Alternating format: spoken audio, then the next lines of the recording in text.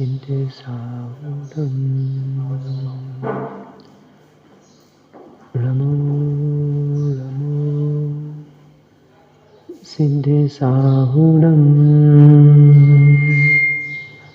नमो नमो सिद्धसाहुडं चौबीसं तिथरे उस हाई वीर पश्चिमे वंदे सवे सगड़ गढ़ हरे सिद्धे से नमन सामी नमिदुण बड्डमाणं परमपादं जिरन्ति सोद्धेन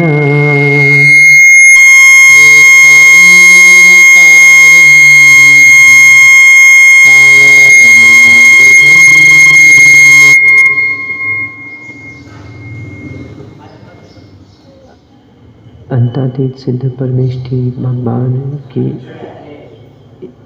वर्तमान शासनाय वर्धमान स्वामी की 1008 फूलनाय भगवान श्री पद्म प्रभु स्वामी की परम पूजनीय 108 आचार्य भगवान कुंद कुंद स्वामी की परम पूजनीय दीक्षा शिक्षा प्रदाता आचार्य गंगो शिक्षा विशुद्ध सागर जी महाराज की सिद्धांत शास्त्र की बंधु हम सभी श्री पद्म प्रभु स्वामी के श्री चरणों में शिव श्री की प्राप्ति के लिए श्री जिन देशना का श्रवण कर रहे हैं। जीवन का कोई सार है तो वह रेनसार है। इसकी प्राप्ति जिसने की है, निर्वाण की प्राप्ति उसने की है। इस संसार में अनेकानेक जीव हुए जिन्होंने साध्य की प्राप्ति के लिए साधनों को जुटाना प्रारंभ किया। कुछ ऐसे जीव हुए जिन्होंने करते रहे और इन्होंने मात्र करने को ही माना कि चलो हमको निर्वाण की प्राप्ति हो जाए। और कुछ ऐसे जीव हुए जिन्होंने करना छोड़ दिया, मात्र हाथ पे हाथ रख के बैठ गए, बेजल्दी निर्वाण चले गए। वास्तव में जो जीव ये विचार करता है मुझे ये करना है, मुझे वो करना है, मुझे ऐसा करना है, मुझे वैसा करना है, करने वाले को निर्वाण की प्राप्ति प्राप्त करने के लिए अनंत भव लग जाते हैं। और जो करना छोड़ देता है वो बहुत जल्दी निर्वाण को प्राप्त हो जाता है। आज यदि किसी से कहें कि भाई आपको हाथ पे हाथ रखकर 2 घंटे बैठना है, नहीं बैठ पाएगा, आदत नहीं है ना। आज यदि मैं कहूँ कि आपको बिल्कुल स्थिर होकर, प्रवचन सभा में देखते ना, कहीं आदमी यहाँ हिलेगा, कहीं वहाँ हिलेगा, कहीं चादरें तोड़ेगा, कहीं अछाड़ तोड़ेगा, कहीं हाथें हिलाएगा, कहीं पैर हिलाएगा, कहीं गर्दन तोड़ेगा। ये जो अस्थिरता जीवन में आ रही है, और सबसे बड़ी बात, प्राणी प्रयास भी नहीं करना चाह रहा। प्रयास करे उसे सफलता मिले निश्चित है। एक भोंदू समझते हो ना, भोंदू अनाड़ी, ऐसे अनाड़ी लोग भी सेना में जाते हैं। और यही अनाड़ी लोग जब सेना में प्रयास करने लगते हैं तो एक दिन यही सेना के बहुत बड़े अधिकारी बन जाते हैं।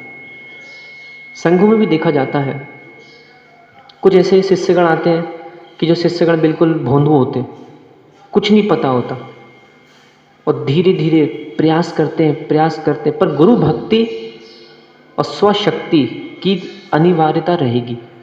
प्रयास करते हैं और एक दिन जब हम ही संघ में आए थे तो हमको अच्छी तरह याद है, मुकार मंत्र भी हमको आता था, बस बाकी ग्रंथों का कभी अध्ययन किया हो, कभी कुछ किया हो नहीं, परंतु मन में गुरु भक्ति थी, गुरु के प्रति अगाध श्रद्धा थी, समर्पण था और स्वयं का प्रयास था। समय बर्बाद नहीं करते थे। समय मिला 2 पन्ना पढ़ा, समय मिला 1 पन्ना पढ़ा, पढ़ते थे। और ये प्रयास, ये अभ्यास, ये भक्ति आज इतना हुआ कि दुनिया को पढ़ाना पड़ रहा है, दुनिया को पढ़ा रहे हैं। तो ऐसे ही एक जीव यदि चाहे कुछ भी कर सकता है। शरीर वही है, हाथ वही है। हमारे हाथ में बिमल के हाथ में कोई अंतर है क्या? या हमारे कोई जादुई हाथ हो, या सोना वोना जड़ा हो इसमें, या हमारी कमर तुम्हारी कमर में कोई अंतर है क्या? हमारा बैठना देखो, बिमल का बैठना देखो। हमारा बोलना देखो, बिमल का बोलना देखो। हमारा देखना देखो, उसका देखना देखो। सामग्री वो ही है, प्रयोग करने का उपाय भिन्न भिन्न है। एक माँ को आटा दे दिया जाए, दूसरी माँ को भी आटा दिया जाए और दोनों से कहें कि तुम दोनों को पराठे बनाना है। एक का पराठा हो सकता है मोटा बन जाए, कच्चा बन जाए। एक का पराठा हो सकता है अच्छा मोंड डाल के कड़क हो, उसको खाने में स्वाद आ जाए। अंतर क्या रहा? एक का प्रयास अच्छा था तो उसके हाथ का भोजन अच्छा लगता है, और एक ने बस ज़बरदस्ती चलो खाना ही तो है, कुछ भी कर लो, वैसे ही बना लो। तो बेचारे जिन महिलाओं को मैं बता रहा हूँ, खासकर बालिका मंडल से मैं बार बार कह रहा हूँ, हर बार कहता हूँ, आज फिर से कह रहा हूँ, बालिका मंडल भोजन बनाना सीख ले यदि इनको अपना भविष्य निर्मल रखना हो तो। क्योंकि यदि आज भोजन अच्छा बनाना नहीं आता, मान लीजिए, और मात्र बालिका होने के बाद चलो मम्मी बना तो रही है, मम्मी के हाथ का खाओ, मम्मी कर तो रही है, मम्मी का हाथ का खाओ, चाची कर तो रही है, चाची के हाथ का खाओ, दादी कर तो रही है, दादी के हाथ का खाओ। और ये जो समय इनके पास सोने का चल रहा है, ये सोने के समय को बालिका मंडल सोने में लगा रहा है, जो बहुत बड़ी भूल है। अरे दोपहर में 2 घंटे 4 घंटे हैं, और आजकल तो कितनी अच्छी सुविधाएं आ गई। मोबाइल आ गया, मोबाइल में इतनी सारी रेसिपी, आप क्या बनाना चाहते हो, क्या सीखना चाहते हो, सीखो। नहीं तो किससे क्या होता है, जिन बालिका मंडल को अच्छा भोजन बनाना नहीं आता, ये दूसरे घर जाके बर्बाद हो जाती है। कारण कैसे बर्बाद हो जाती है? मान लो ये वहाँ जाएंगी, भोजन अच्छा नहीं बनाएंगी, तो इनके पति से इनका झगड़ा प्रतिदिन होगा। स्वादिष्ट भोजन नहीं बनेगा तो मेहमान आएंगे, रिश्तेदार आएंगे, तो ये लोग भी क्या करेंगे, उनकी निंदा करेंगे कि कैसी बहू ले आई तुम, खाना बनाते तो आत नहीं है। तो इसलिए बालिका मंडल को आज बहुत आवश्यक है इसको सीखने का। तो यहाँ खैर ये तो व्यवहार की बात थी। मैं बताना चाह रहा हूँ कि एक व्यक्ति साध्य को प्राप्त करने के लिए अनेकानेक साधन करता है। आज देखें अपने शरीर में, यहाँ पे जो कुनकुन स्वामी भी गाथा नंबर 90 कह रहे हैं, उसी की व्याख्या मैं दे रहा हूँ। अपने अंग शरीर में कितने सारे स्थान हैं।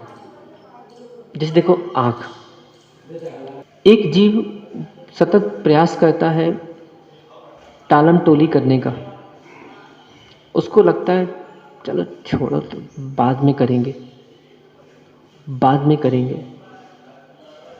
पर जिस जीव के अंतरंग में ललक आ जाती है, उसकी झलक दिखने लगती है। आचार्य महाराज, हम लोग एक बार कर्नाटक जा रहे थे,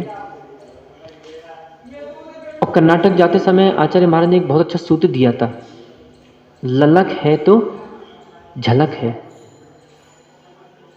समाज में भी देखो, कोई यदि अच्छा कार्य करता है, उसके अंदर ललक है, उसकी अलग झलक दिखती है, और उदासों की कोई झलक नहीं दिखती। ये उदास क्या करते हैं, स्वयं उदास रहते हैं और पूरे मोहल्ले में, पूरे घर में, पूरे समाज में उदासी फैला देते हैं। तो हमेशा ललक रखना, साधु की सेवा भी करो, ललक से करो। ऐसा नहीं कि अरे अब भैयावती करने आना है, मुंह बना के आ गए, हाँ भैया 2 हाथ 2 पाँव दबा दिए, तुम्हारा एहसान कर दिया तुमने हमारे ऊपर। इसी में वास्तव में ऐसा रहता है। उमंग होना चाहिए, ललक होना चाहिए। एक जीव में यदि ललक है, वो स्वयं प्रसन्न रहकर दूसरों को प्रसन्न कर सकता है। एक जीव में यदि उत्साह है वो स्वयं उत्साहित होकर दूसरों को उत्साहित कर सकता है। एक जीव में यदि मनःशक्ति दृढ़ है वो स्वयं मनःशक्ति देने के दूसरों को दृढ़ कर सकता है। और एक व्यक्ति उदास है, मन से उदास है, मन से हिरास है, वो व्यक्ति आत्महत्यारा है। इसने न जाने कितने लोगों का आत्महत्या कर डाली। अर्थात मान लीजिए घर में कोई एक व्यक्ति उदास हो गया, अब बेचारे पूरे घर के आदमी तुम्हारे सिर पे पड़े रहे। जैसे घर में तो कभी कभी बच्चे रूठ जाते हैं, उनको जैसे कुछ इच्छा हो, उनकी इच्छाओं की पूर्ति नहीं हुई तो मुंह बना के बैठ गए। मम्मी बोले बेटा खाना खा लो, हमें नहीं खाना। बेटा ये कर लो, हमें नहीं करना। कब बिस्तर पे लेट जाए, कब बाथरूम में बंद हो जाए, कहीं कमरा बंद कर ले। तो ऐसे प्राणी यदि मिल जाएं कहीं तो समझना मेरा तीव्र का पाप का उदय चल रहा है कि ऐसे प्राणी मुझे मिल गए। क्योंकि देखिए कर्म का काम क्या रहता है, दुख देना। और कर्म किसी न किसी प्रकार से कहीं ना कहीं ऐसे निमित्त खड़े करता है जिससे आप दुखी बने रहो। तो ये बहुत बड़ी बात है। और एक जीव सतत प्रयास करता है, उत्साहित होता है। आज देखो हमारे शरीर में कितने सारे स्थान हैं। आंखें हैं, अब तुम बैठ गए चबूतरे पे, दुनिया को देख रहे हो। अरे कमरा बंद करके अपने घर में बैठकर आंखों का ध्यान करो ना। इसको कहते हैं योग। भगवान ने कान दिए, अब कानों पे बैठकर दुनिया की बुराइयां सुन रहे। अरे ये कानों पे ध्यान करो ना। जैसे देखो ऊ ऊ, आंखों का देखें, दाईं ओर छोटा ई, बाईं ओर बड़ा ई। जो इस चातुर्मास में जिसने पर्युषण पर्व में 10 दिन जो ध्यान करने नहीं आया, उसने अपने जीवन की बहुत बड़ी गलती कर दी। बहुत बड़ी गलती उसके जीवन की। उसने 10 दिन ध्यान के छोड़ दिए, मतलब वो भी फ्री में। बड़े बड़े क्षेत्रों पे जाओ, बड़े बड़े वहाँ जाओ, अच्छे अच्छे ध्यान कराने वाले करोड़ों रुपए लेते हैं। उसने ध्यान करना छोड़ दिया, उनकी बहुत बड़ी गलती है। पर अगली बार मैं बताऊं, जो जो इस ध्यान में नहीं आए, अगली बार कोई भी साधु वृंद आए, त्यागी वृंद आए, यदि वो ध्यान कराएं, अपने घर का झाड़ू पोछा, नाली सफाई, गोबर सफाई, ये दुनिया के छोड़ के जो अंदर गोबर मल नाली का कचरा भरा हुआ है, इसको निकालने के लिए ध्यान करने अवश्य आना। ध्यान में इतनी शक्ति है कि लोगों के शरीर को भी ठीक करती है, लोगों के मस्तिष्क को भी ठीक करती है। अब देखो अभी बताया, कान है, नासिका, ये नाक दिख रही है।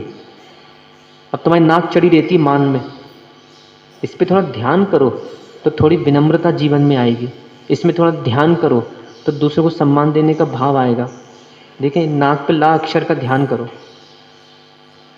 वैसे बैठो, बैठो जरा सीधे बैठो, रीढ़ की हड्डी सीधी करो। झुकोगे 20 में 50 के दिखोगे, मैं सही बता रहा हूँ। सीधे बैठो, और सीधे बैठो, और सीधे बैठो। हाँ अब देखो, आंखें बंद करो। तुमको ये सिखा देता थोड़ा। आंखें बंद करो, नाक के आगे का अग्रभाग का ध्यान करो जरा। कुछ मत देखो, मात्र नाक के आगे का अग्रभाग देखो। ये चूड़ी की आवाज़ बंद करो, जल्दी आओ कल से। देखो दिख रहा है नाक के आगे का अग्रभाग। अब ऐसे कल्पना करो कि उस पर ला व्यंजन बना हुआ है, ला अक्षर बना हुआ है स्वर सहित।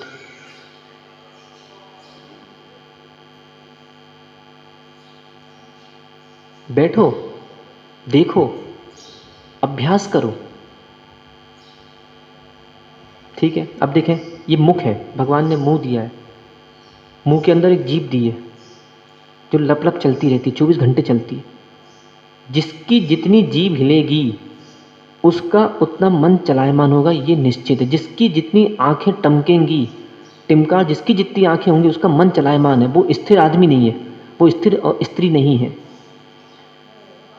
जीभ जितना जीभ को रोकोगे, इसलिए माताओं से भी कह रहा हूँ, नमोकार मंत्र पढ़ना है पुरुषों से भी कह रहा हूँ, तो नमोकार बिना जीभ हिलाए पढ़ने का अभ्यास बढ़ाओ।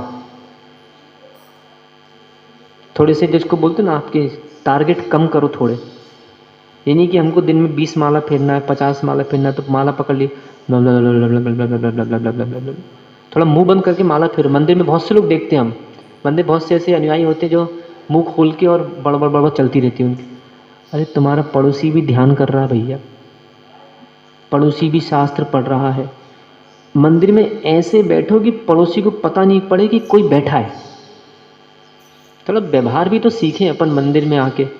अब बिल्कुल अपन तो अपने स्वार्थी बन जाते हैं कि अपना काम बनता और भाड़ में जाए जनता। हमें तो मंदिर आना है, हमें तो चिल्लाना है, हमें तो जोरों से माला फेरना है, हमें पड़ोसी से कोई मतलब नहीं है। ऐसे लोगों से, मुझे ऐसा लगता है ऐसे लोगों के घर में चैत्यालय हो जाना चाहिए। जिनको ये चिल्ला चोट करने की आदत है मंदिरों में, ये अपने घर में एक मूर्ति रख लें और छत पे बढ़िया चैत्यालय बनाओ एक, क्योंकि जैन आगम में चैत्यालय का भी वर्णन है। अपने घर में एक चैत्यालय बनाओ और तुम्हें जितनी भक्ति करना है, अच्छे कैसेट चलाओ, सीडी चलाओ, अच्छे खूब नाच गाना करो और अच्छे ढोलक मंजीरे बजाओ। हाँ, यदि सामूहिक धर्म ध्यान हो रहा है तो उसकी बात दूसरी है। पर आप अकेले अकेले आके चिल्ला चोट करना, बड़बड़ करना, तो ये सब सम्यक नहीं लगता मंदिर में। तो मंदिर तो देखें शांति का स्थान है, मंदिर चिल्ला चोट का स्थान नहीं है। मंदिर को घर मत बनाओ। जैन अनुयायियों को ये बार बार उपदेश में दे रहा हूँ, नहीं तो इनके कारण क्या हो रहा है, बहुत से अनुयायी ऐसे लोगों के कारण मंदिर आना छोड़ रहे हैं, क्योंकि इनको मानना नहीं। अच्छा, इन लोग से कोई यदि कहे भी, इनको दो संबोधन भी दे कि भैया थोड़ा सा आप सही नहीं कर रहे हैं, आप थोड़ा सुधरें, थोड़ा संभालें, तो ऐसे लोगों के जीवन में और उद्दंडता आ जाती है कि तुमने हमें बोली कैसे, लो कल से और कर भी। तो पता चला इनके वॉल्यूम अभी 20 पे था और किसी ने धीरे से बोल दिया, अब वो वॉल्यूम कहाँ चला गया, 40 पे। जैसे कभी होता नहीं घरों में, माना कोई व्यक्ति रूठ जाए, किसी ने खाना नहीं खाना, किसी को रूठ गया, वो रूठैया जिसको कहते हैं। अब उसका जो रूठना था वो कल ठीक होने वाला था और पता चला किसी ने धीरे से एक सुई चुबा दी, फुग्गा फट गया। देखा कभी? इसे ध्यान किया करो, सामयिक किया करो। मैं फुग्गा हूँ, मैं फुग्गा हूँ, सुई लगते ही फट जाता हूँ।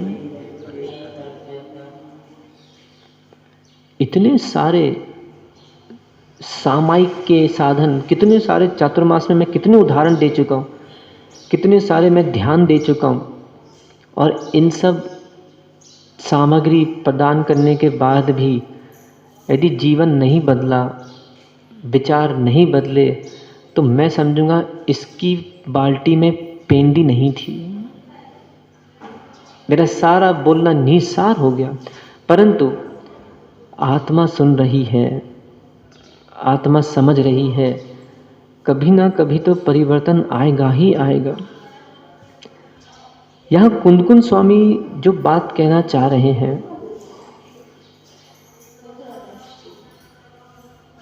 देखा मंदिर को घर बना दिया।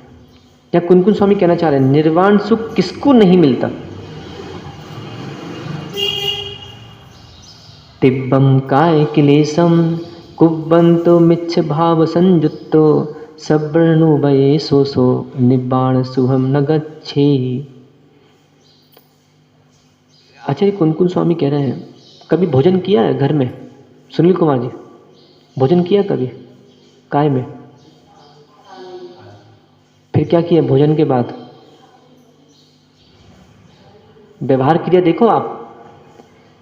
एक प्राणी जब उसको पेट भरना है तो पहले थाली उसके सामने आती है, वो थाली को खींचता है, और जब पेट भर लेता है फिर वो थाली को फेंकता है। अभी थोड़ा अध्यात्म की ओर ले चल रहा हूँ, उसके पहले बच्चों को मैं व्यवहार सिखा दूँ। जितने हमारे बालक बालिका हैं जो 20 साल में अपने आप को 40 साल का समझते हैं कि हम बहुत बड़े हो गए, उन बच्चों से मेरा कहना है, माता पिता को भोजन की थाली मत बनाओ। यदि वे बूढ़े भी हो जाएं तो माता पिता को भोजन की थाली मत बना देना। अपने अपने बच्चों को शिक्षा देते जाओ अभी से ही कि बेटा हमें भोजन की थाली मत बनाना। तो पूछे क्या मतलब? बोले जब पेट भरना था और जब बिल्कुल आकुलता हो रही थी, भूख लग रही थी, मम्मी मम्मी मम्मी खाना दो खाना दो खाना दो, और पेट भर लिया, थाली फेंक दी। ऐसे ही जब बड़ा होना था, बचपना था, तो धीरे धीरे मम्मी का सहारा लिया, पिता का सहारा लिया, हाथ पकड़ा, भोजन किया, उनसे कपड़े धुलवाए, उनसे सारी क्रियाएं की। चलना नहीं आता था तो बार बार मम्मी हाथ पकड़ता था और बार बार मम्मी की गोदी चाहिए पड़ती थी। और अब जब बड़ा हो गया तो उठा के थाली फेंक दी? नहीं। आज हमारी युवा पीढ़ी बहुत सी व्यवहार से वंचित हो रही है। स्वार्थीपना बहुत आ रहा है और कहते पाई जाती है हमारी युवा पीढ़ी, हमारी मम्मी हमसे बात नहीं करती, हमारे पिताजी हमसे बात नहीं करते। स्वयं का स्वभाव कैसा हो रहा है? दिन भर मोबाइल चलाना, दिन भर मोबाइल चलाना।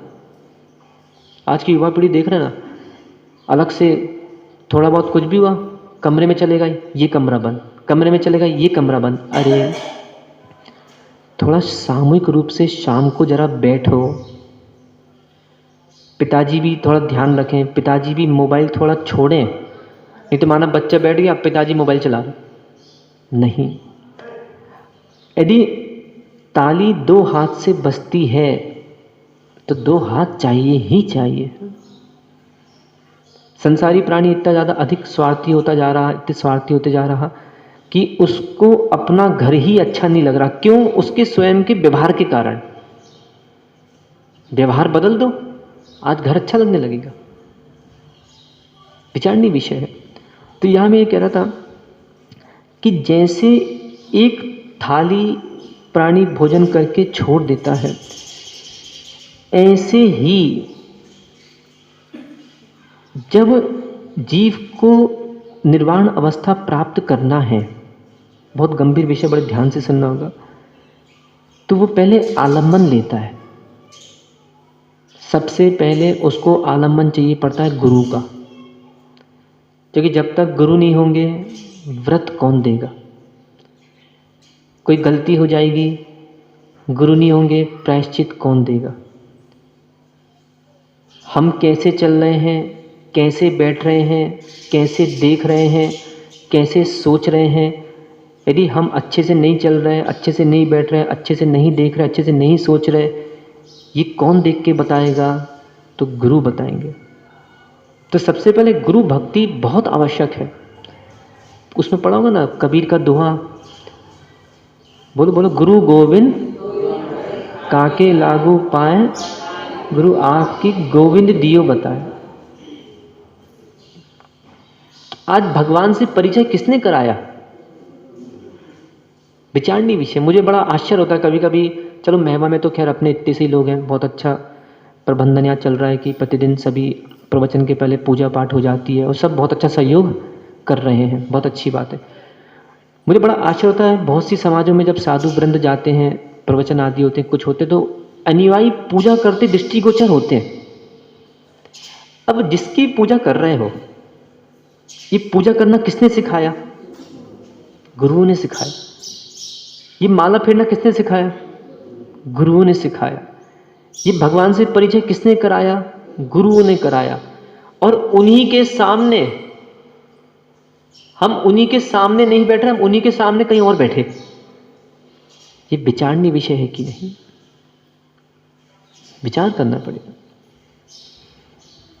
प्रारंभिक अवस्था सराग अवस्था होती है।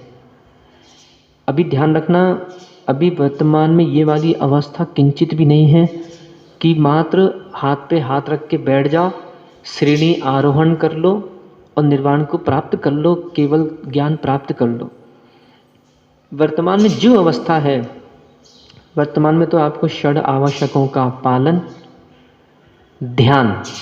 मैं पुनः कह रहा हूँ, प्रतिदिन जो व्यक्ति यदि जैन समाज में जन्म लेने के बाद यदि वो प्रतिदिन ध्यान नहीं करता तो मुझे लगता है उसका जैन समाज में जन्म लेना निसार है।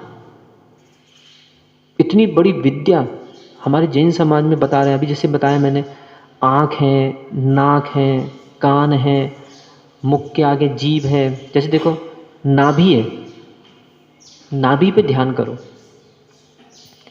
ये शरीर के कंधे दिए हैं, इस पे ध्यान करो।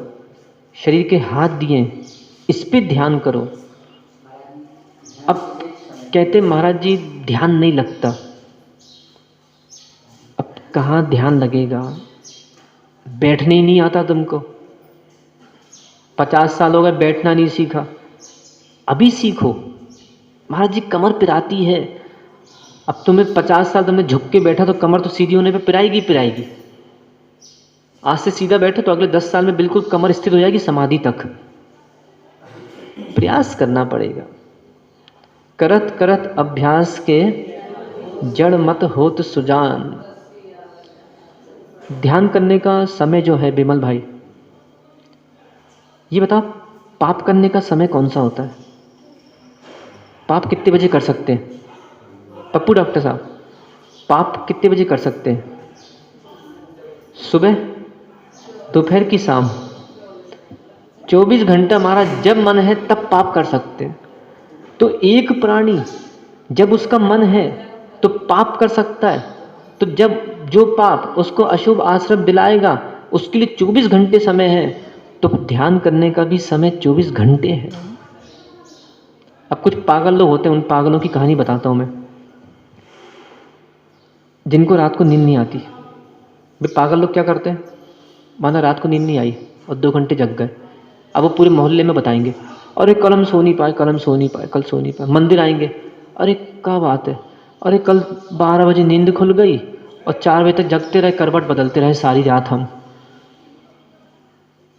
मुझ जैसा आदमी क्या सोचेगा मालूम है? कितना पागल आदमी है कि इसको प्रमाद की चिंता है, ये प्रमाद नहीं कर पाया, उसकी चिंता सता रही है इसको। बल्कि क्या बोलना था इसको कि कल की रात तो हमारी एक अद्भुत रात रही। काय भैया क्या होगा? कल हमें 12 बजे का नींद ही नहीं आई। अरे तो कछु नहीं, 12 से 5 बजे तक हमने ध्यान किया, 12 से 5 बजे तक हमने नमोकार पढ़ा, 12 से 5 बजे तक हमने भक्तामृत पढ़ा। ऐसा है कोई एक आध महवा में? संस्कार नहीं है, प्रयास नहीं है। इसलिए अब कभी यदि नींद ना आए ना, सोच बदलो, सुचिता आएगी। आज वर्तमान में सुचिता क्यों नहीं आ पा रही मालूम है? क्योंकि सोच बदलना नहीं चाह रहा प्राणी। उसका जीवन जो चल रहा है, बोले नहीं हम तो ऐसे ही रहेंगे, हम तो ऐसे ही करेंगे। तो ये जो उत्तम मार्ग धर्म का अभाव हो कि प्राणी का जीवन जो बदलना नहीं चाह रहा प्राणी। आज देखो ना समाज में गुरुजन आते हैं, त्यागी जन आते हैं, व्रती जन आते हैं।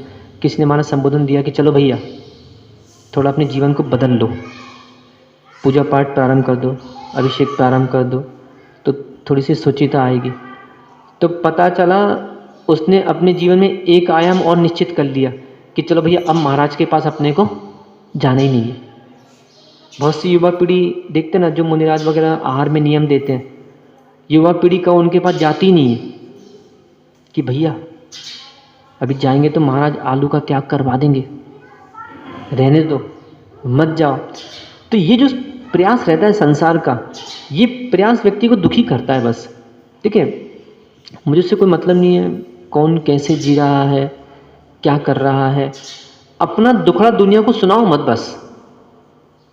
ना साधु वृंदों को अपना दुखड़ा सुनाओ और ना अड़ोसी पड़ोसी, ना घर वालों को अपना दुखड़ा सुनाओ। क्यों? क्योंकि इसका मूल हेतु कौन है? मैं स्वयं। हाँ, इनके समक्ष आकर उस दुख मिटन का उपाय अवश्य लेना। दुख मिटन का उपाय लोगे पर उसके बाद भी प्रयास करना पड़ेगा। देखो सारी बातें दो पे फंस रही हैं, एक विश्वास, दूसरा प्रयास। आज एक प्राणी वैद्य के पास भी जाता है, वैद्य जी थोड़ा पेट में दर्द हो रहा है, दवा दे दीजिए। वैद्य जी ने कहा भाई साहब ये 2 गोली आप सुबह शाम खा लेना। अब वो घर जाके यदि वो गोली ना खाए तो पप्पू डॉक्टर ठीक हो जाएगा? क्यों नहीं होगा? क्यों नहीं होगा? उसके जीवन में दूसरा गुण नहीं आया, एक गुण तो आ गया, उसको वैद्य जी पे विश्वास था। विश्वास नहीं हो तो वैद्य जी के पास वो जाता नहीं। वैद्य जी के विश्वास था, वैद्य जी के पास पहुंच गया। अब वैद्य जी ने कहा आपको ये 2 गोली खाना है, प्रयास करना। अब उसने घर जाके वो 2 गोली पुड़िया उठा के पटक दी। अब वो पेट पकड़ के बैठा, हाय पेट दर्द ठीक नहीं हो रहा, ठीक नहीं हो रहा, ठीक नहीं हो रहा। अब वैद्य जी की गोली नहीं खाओगे तो पेट दर्द कहाँ से ठीक होगा? ऐसी बहुत से अनुयायी मुनि वृंदों के पास आए, महाराज जी हमें मोक्ष मार्ग में आगे बढ़ाने का उपाय बताइए, हमारा मन विचलित है, ध्यान का उपाय बताइए। मुनिराजों ने गोलियां दे दी, अब वो उसे करे तो। अच्छा, कभी कभी क्या करते हैं, बहुत से जो रोगी होते हैं वो बहुत बड़ी गलती कर लेते हैं अपने जीवन में। कैसी गलती? वैद्य जी ने कहा आपको नियमित रूप से ये 10 दिन गोलियां खाना है, तो वो क्या करता, 2 दिन खा के उसने 8 गोलियां फेंक दी। पूरा डोज नहीं लोगे तो भी रोग ठीक नहीं होगा। ऐसी कुंद कुंद स्वामी यहाँ बार बार समझा रहे हैं, योग करो पर योग के साथ साथ विश्वास होना बहुत आवश्यक है। देखिए यहाँ आचार्य कुंद कुंद स्वामी क्या कह रहे हैं। देखिए योग के बारे में संक्षिप्त एक विवरण बता देता। मुनिराजों की विषय अपना भी पिछले कुछ 3-4-5 दिन से मुनिराजों के बारे में चर्चा चल रही थी कि मुनिराज कैसे होते हैं, मुनिराजों की वीरचर्या होती है। आप एक शब्द बोलूँ क्या युवा पर्याय की भाषा में, युवा पीढ़ी की भाषा में? फट्टू। क्या बोलते हैं आप लोग? फट्टू। जैसे कभी नहीं होता अरे तो फट्टू है। मुनिराज फट्टू नहीं होते। एक और शब्द बोलूँ क्या? जैसे कुछ लोग बोलते ना, बोले इसकी फट्टी है। देखो युवा पीढ़ी को समझाने के लिए मुझे इनका शब्द का प्रयोग करना पड़ रहा है। इसकी फटती है इसलिए कार्य नहीं कर पा रहा। साधु की फटती नहीं है, ध्यान रखना। साधु तो ऐसे हैं कि यदि सामने से शत्रु भी आ रहा है तो खड़े हो जाते हैं। अभी मैंने दृष्टांत दिया था आपको 2 दिन पहले, शांति सागर जी छाणी महाराज का, बड़वानी के पास। महाराज बैठे हैं, ट्रक आ भी रहा है, बैठे हैं, ध्यान कर, शक्ति थी। पर हाँ, आज ये भी नहीं करेंगे, इतना भी नहीं कर सकते। ये तो मैंने एक दृष्टांत दिया। माना कहीं बाबू भैया ने शेर छोड़ दिया महवा में, मुनि संघ के कमरे में कहीं शेर छोड़ दिया, तब तो भैया हमको भागना ही पड़ेगा यहाँ से, क्योंकि हमको अपनी जान बचाना है और साधना करना है। हाँ, कहीं ऐसी स्थिति आ गई कि बिल्कुल उपसर्ग आ रहे हैं। अब आप देखो 700 मुनि थे। कितने? 700 मुनि थे और अकंपनाचार्य जी आचार्य, नाम भी क्या चुन के रखा है, अकंपन। क्या नाम रखा है? अकंपन। कुछ भी किया, कंपन नहीं किया। जब कोई गालियां दे देना, या कभी मन में कुछ खिन्नता आ रही हो, या कोई शत्रु वार करे, अकंपन आचार्य की ध्यान किया करो। और वो 700 साधुओं की ध्यान करना कि बताओ 700 साधु, और वो एक आदमी था, चाहता तो उसकी गर्दन मरोड़ देते सब लोग, उसका हाथ पकड़ के गुरु के चरणों में डाल देते। परंतु जब गुरु का आदेश मिल गया कि कोई भी हिलेगा नहीं, ध्यान साधना में बैठ गए। ये योग कहलाता है। सोचो तो मुनिराज कैसे होते हैं। जब पानी गिरता है, अभी वर्तमान में इतनी कठिन साधना नहीं है क्योंकि वर्तमान में जंगल वास का निषेध है। कुछ ऐसे अनुयायी जिनको बोलते हैं अज्ञानी अनुयायी, मूर्ख, जैन समाज में ऐसे लोग हो गए जो साधुओं पर लांछन दे देते कि बताओ महाराज धर्मशाला में रह रहा है, धर्मशाला में रह रहा है, महाराज को तो जंगल में रहना चाहिए। एक छोटा सा दृष्टांत देता आगे चलता। एक लड़का था 25 साल का, कुछ ज़्यादा ही पढ़ लिख गया था, ज़्यादा शास्त्र पढ़ लिए, ज़्यादा होशियार हो गया। आचार्य महाराज बताते थे काफ़ी बार। आचार्य महाराज का बिहार चल रहा था, बहुत पुरानी बात है, कभी मुझे लगता है 20-25 साल पुरानी बात होगी। तो वो क्या कर रहा था, रास्ते में विहार करते करते आचार्य महाराज से उस समय कह रहा था, आचार्य जी उस समय जहाँ तक मुनि अवस्था में थे, बोलता है महाराज आप लोग सिटी में रहते हो, गलत बात है, जंगलों में रहना चाहिए आपको। पुराणों में भी देखो लिखा है साधु जंगल में रहते थे। अब उसने दूसरा पक्ष नहीं पढ़ा होगा। आचार्य जी कुछ नहीं बोले, बोले बोलने दो इसको, कभी कभी अज्ञानता में आदमी अपनी भड़ास निकाल लेता है, बोलने दो। थोड़े आगे गए और ऐसा नियोग उस दिन बना कि जंगल में ही खेत में रुकने का अवसर प्राप्त हो गया। पाटे आए नहीं थे, पाटे आने में देरी थी, तो वही कोई पत्थर वत्थर होगा तो वहीं पे बैठ के आचार्य महाराज और एक दो साधु और होंगे, ध्यान नहीं आ रहा, सामयिक वहाँ पे करने लग गए। कुछ देर में पाटे आ गए और सोने को स्थान मिल गया, पाटे लग गए, चटाइयाँ मिल गई। पर वो जो था, जो ज़्यादा बात कर रहा था, वो बेचारा रात भर जंगल में कीड़े वीड़े उसको काटते रहे। अच्छा, कहीं से कोई शेर के दहाड़ने की आवाज़ भी उसको थोड़ी सी सुनाई पड़ी, वो और घबरा गया। तो एन किन प्रकार ने उसने रात पूरी पूरी निकाली। सुबह हो गई, बिहार फिर चालू हुआ।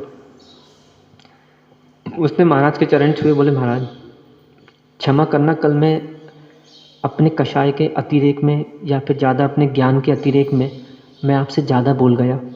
जितने बच्चे हैं वो ध्यान रखें इस बात का। आजकल बच्चों में मुँह जोरी की आदत बहुत तेज़ी से आ रही है। मुँह जोरी समझते हो ना? मतलब कुछ बात हुई, मम्मी ने कहा बेटा बर्तन धो दो, कहा है अपना काम करो।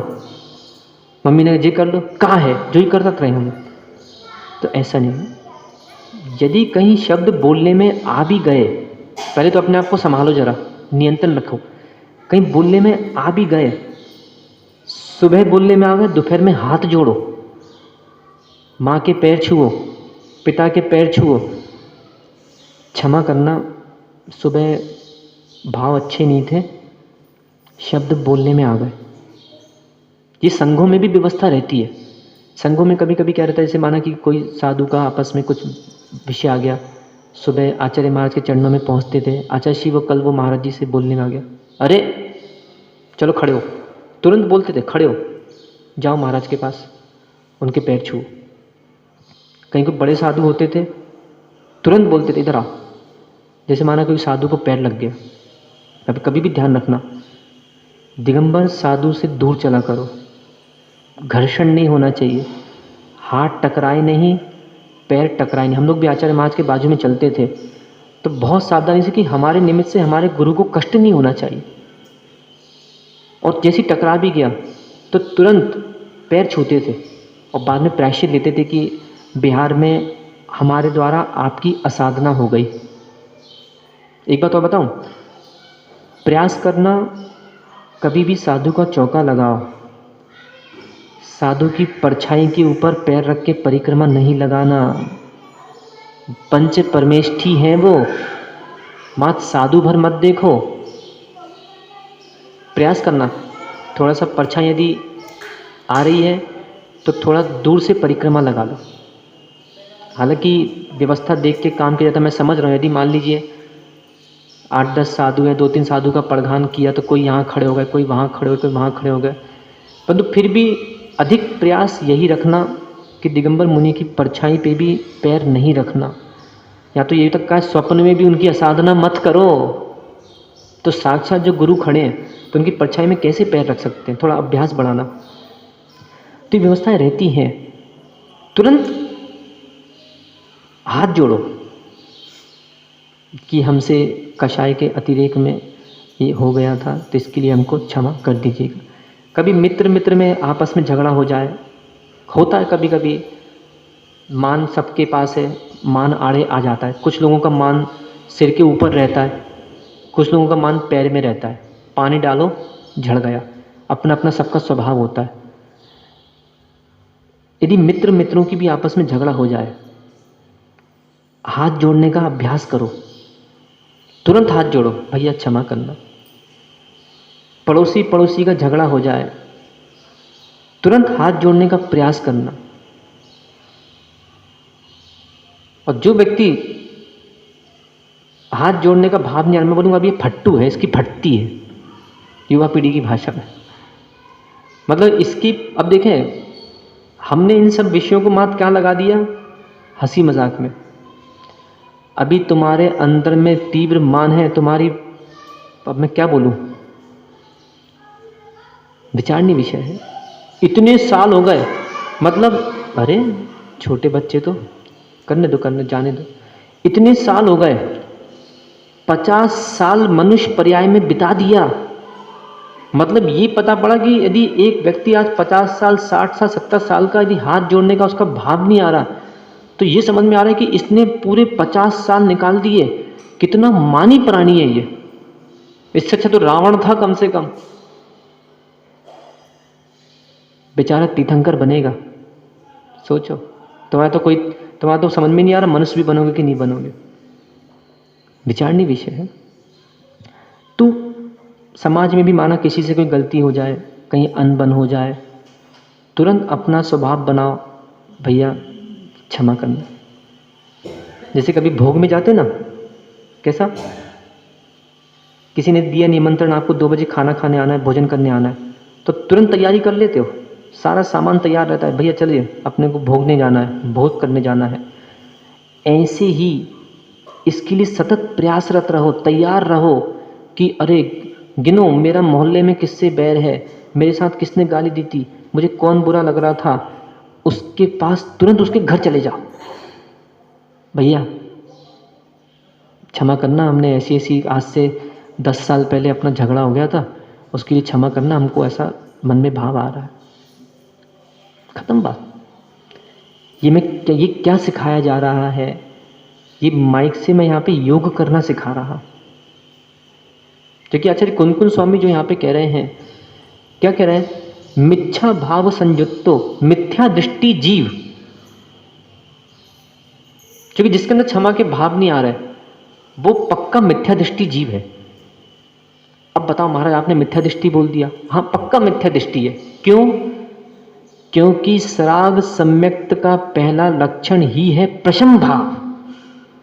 अब कर लो जैनियों तुम धोती दुपट्टा पहन के मंदिर में पूजा, पहन लो पीला धोती, कर लो अष्टद्रव से 1000 बार पूजा, करोड़ों माला फेर लेना, यदि प्रसन्न भाव नहीं आ रहा, मिथ्या दृष्टि जीव है, शांत परिणाम इसके नहीं आ रहे।